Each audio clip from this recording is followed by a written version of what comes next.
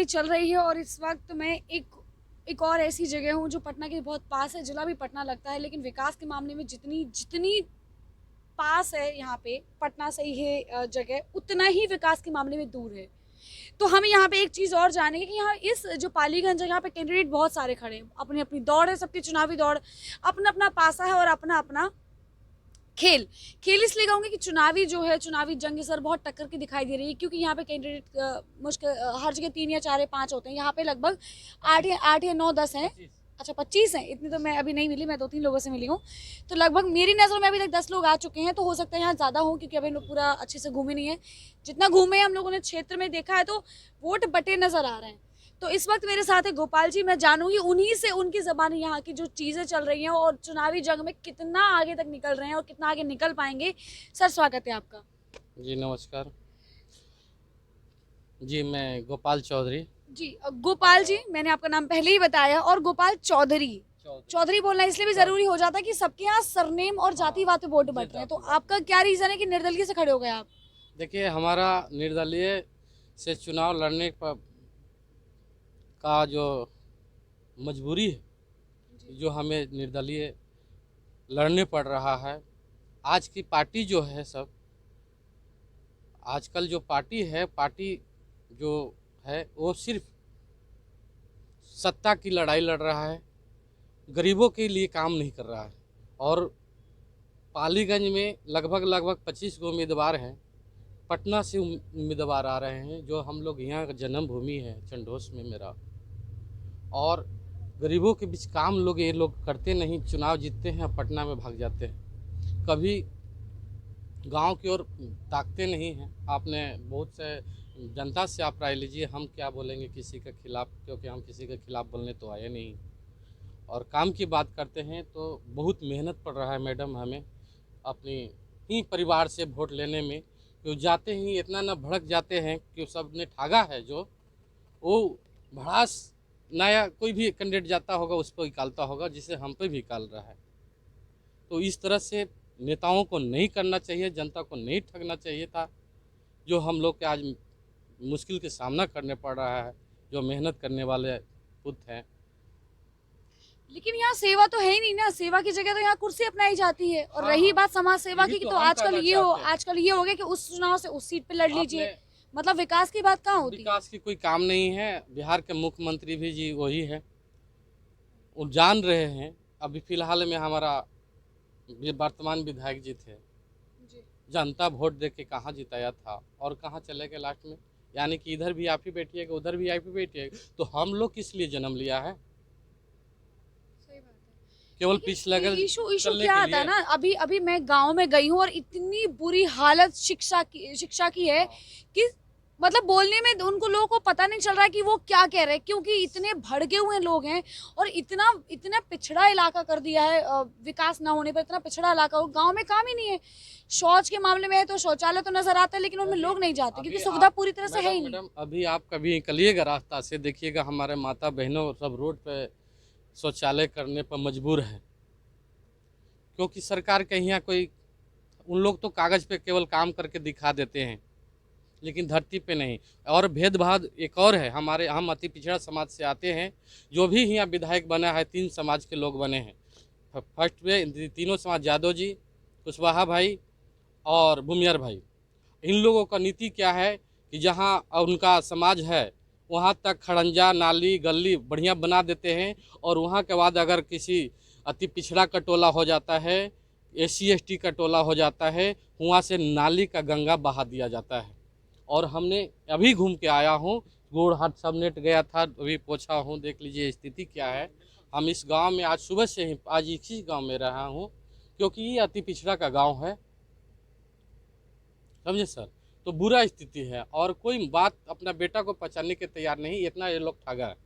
तो मैं ये साबित करूँगा कि नहीं, नेता गरीब घर में लेता है वही काम करता है, क्योंकि अमीर घर के नेता काम नहीं करेगा, क्यों करोड़ों 2 करोड़ रुपया दे के टिकट लेकर आ रहा है। और वो पहले कोई भी बिजनेसमैन अपना पैसा निकालता है, उसके बाद काम का सोचता है। दिक्कत यहाँ पे शुरू नहीं होती है कि पैसा दे के आते हो, दिक्कत आती है कि पैसा लेता कौन है। क्योंकि जब 1 करोड़ रुपए इंसान देगा टिकट मांगने के लिए, एक एमएलए बनने के लिए, तो 1 करोड़ पहले पैसा निकालेगा। दिखाई नहीं दे रहा है। इतना हेलीकॉप्टर कहाँ से नेता लोग के पास आया? इतना हेलीकॉप्टर से कहाँ से उड़ रहे हैं? इतना खर्चा जो वोट लेने में खरीद रहे हैं, इसीलिए तो हम लोग गरीब मारल चल रहे हैं। हम लोग अति पिछड़ा से आते हैं, हम लोग के तो मुखिया तक नहीं बनने दिया जाता है। पैसा के बदौलत सब। अब पैसा क्या, हमें वर्तमान मुखिया हमारी पत्नी पिछले 2016 में लड़ी थी, चुनाव जीता हुआ हमारे वोट चुरा करके हरवाने के काम किया है। तो हमने सोचा कि ठीक है, मुखिया में आप हरा दिए हैं, बैलेट पेपर था, अब इस बार ईवीएम है, ईवीएम में कैसे हरा पाएगा, हमें बता दें। घोटाला तो ईवीएम का भी चलता है ना देश में। वो नहीं होगा, इतना ना हमारा वोट है, 1.5 लाख हमारी आबादी है यहाँ अति पिछड़ा का। और अति पिछड़ा का एक बेटा केवल लड़ रहा है, और भी 74 साल बाद, देश आज़ादी के 74 साल बाद एक अति पिछड़ा के बेटा का हिम्मत हुआ है और रैन भूमि में है। और आप पता कर लीजिए, सबसे आगे है। आपने एक बात कही कि अति पिछड़ा से मैं आता हूँ, मेरे वोट हैं। आप तो वो चीज नहीं करेंगे कि बाकी लोग को छोड़ के आप अपने लोगों को आगे लेके बढ़ जाएंगे। देखिए, फिर तो फर्क नहीं रहा ना कोई। आप काम तो हम सब कोई के करेंगे। पहले तो जिधर नाली बह रहा है पहले उधर ही करेंगे ना, जिधर पहले होना चाहिए। शिक्षा नहीं हमारे गरीब के बीच, पहले उन लोग के शिक्षा की बात करेंगे ना। हम गरीब से हैं तो पहले गरीब के सोचेंगे। इसलिए कि हमने अपना छप्पर को चूते हुए पानी देखा है, बर्तन लगा करके, हड़िया बर्तन जो भी थरिया लोटा गिलास, पानी को हमने छानने के काम किया है। उससे पानी पड़ते पड़ते बिछौना भीग जाता है। हमने वो गरीबी देखा है कि बिना ओढ़ना बिछौना के कोना में बैठ के हमने रात बिताया है। तो पहले हम उस गरीब को देखेंगे जो कभी इन लोग को कोई सताया नहीं, सीने से लगाया नहीं। और आज ये गरीब के बेटा सबको चरण छू करके आशीर्वाद ले रहा है और बता रहे हैं कि हम जैसे ही आपको विधायक बनेंगे, सबसे पहले गरीब समाज को हम, जात कोई हो उससे हमें मतलब नहीं, गरीब को हम आगे लेकर चलेंगे। क्योंकि गरीब सब समाज में है और सबको हम लेकर चलेंगे। दो ऐसे पॉइंट आपको लगे कि इन जनता को आपको चुनना चाहिए, बाकी नेताओं को नहीं, क्योंकि दौड़ बहुत बड़ी है, बहुत टक्कर वाले लोग हैं। दो ऐसे पॉइंट जनता आपको चुने जी, दो ऐसे प्लान या दो ऐसे पॉइंट जो जनता आपको चुने, क्योंकि दौड़ तो बहुत लंबी है। सबसे पहला बात, हमारे पालीगंज में जो रास्ता है इतना जाम हो जाता है कि बुरी तरह है, वो है।